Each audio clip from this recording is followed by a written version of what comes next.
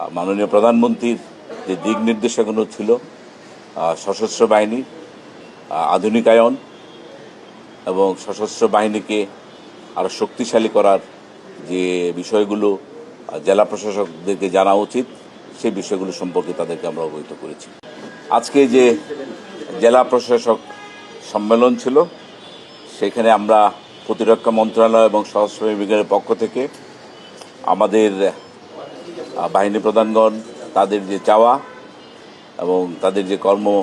পদ্ধতি পরিকল্পনা plus arm forces division যেটা সশস্ত্র বাহিনী বিভাগ সেই সম্পর্কে আমাদের জেলা প্রশাসকদেরকে অবহিত করা হয়েছে এবং সাথে সাথে আমাদের সরকার যে দায়বদ্ধতার অবস্থান থেকে সশস্ত্র বাহিনীকে জনগণমুখী বাহিনীতে পরিণত করার জন্য জেলা প্রশাসকদের যে অবস্থান থাকার কথা সেই দিক নির্দেশনা আমি তাদেরকে দিয়েছি। সেখানে আমি উল্লেখযোগ্যভাবে বলতে চাই আমরা যে টোটাল পিপলস ওয়ার যেটা শহীদ রাষ্ট্রপতি জিয়া রহমানের দর্শন ছিল সেটার ব্যাপারে বিস্তারিত আলোচনা করেছি এবং সেইখানে আমাদের জেলা প্রশাসকদের কী ধরনের ভূমিকা থাকা উচিত সেটার ব্যাপারে আলোচনা করেছি এবং আমাদের মাননীয় প্রধানমন্ত্রী যে নির্দেশনাগুলো ছিল যে পেশাদারিত্ব এবং দেশপ্রেমে উদ্বুদ্ধ হয়ে সেনাবাহিনীতে যাতে আমরা আরও শক্তিশালী জনবল সম্পৃক্ত করতে পারি এবং সেই ব্যাপারে জেলা প্রশাসকদের কী ভূমিকা সে ব্যাপারে আমরা আলোচনা করেছি। আমরা আরও আলোচনা করেছি আমাদের যে বিগত ইলেকশনে সেনাবাহিনী এবং আমাদের যে জেলা প্রশাসক কিংবা সিভিল অ্যাডমিনিস্ট্রেশনের যে রোল এবং তারা যে হারমোনিতে কাজ করেছে সেই হারমোনিটাকে আরও কীভাবে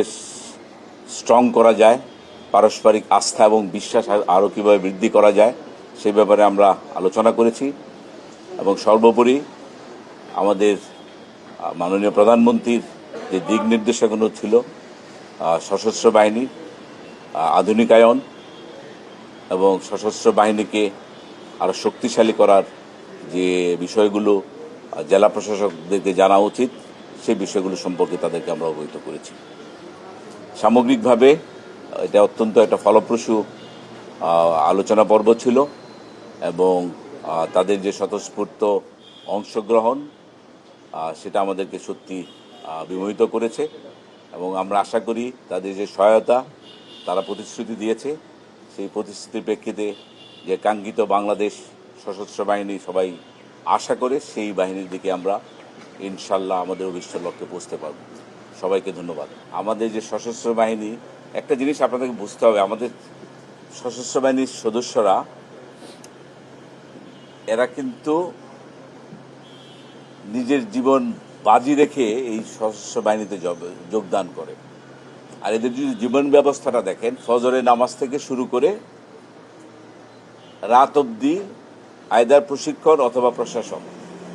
অথবা নাইট ডিউটি, এমনও দিন যায় একটা সৈনিক রাতেবেলা ঘুমাইতেই পারে না, 2 দিন পরে তো ঘুমাইতে পারে। এইরকমভাবে প্রশিক্ষিত সেনাবাহিনী জনগণের সাথে যে কাজ করছে এতে তারা আরও বেশি দায়িত্ববোধের পরিচয় দিয়েছে এবং প্রত্যেকটা জেলা প্রশাসক এই ব্যাপারে তাদের অবস্থান থেকে তারা সন্তোষ প্রকাশ করেছে এবং বাহিনী প্রধানদেরকে এবং আমাদের প্রতিরক্ষা মন্ত্রণালয়কে ধন্যবাদ জানিয়েছে যে তারা আমাদের সেনাবাহিনী যেভাবে তাদেরকে সহায়তা দিয়েছে সেটা আসলে যুগান্তকারী এবং তারা আমাদের সশস্ত্র বাহিনীর সার্বিক কাজের উপর প্রচণ্ড সন্তুষ্ট। সবাইকে অনেক অনেক ধন্যবাদ এবং নর্মালি আমি অনেরে কম আসি, বাট আপনারা আজকে জোর করে এনেছেন। আশা করি ভবিষ্যতে যখন লাগবে আমরা আরও নিজেদের মধ্যে সহমর্মিতা আরও যতটুকু বাড়ানো যায়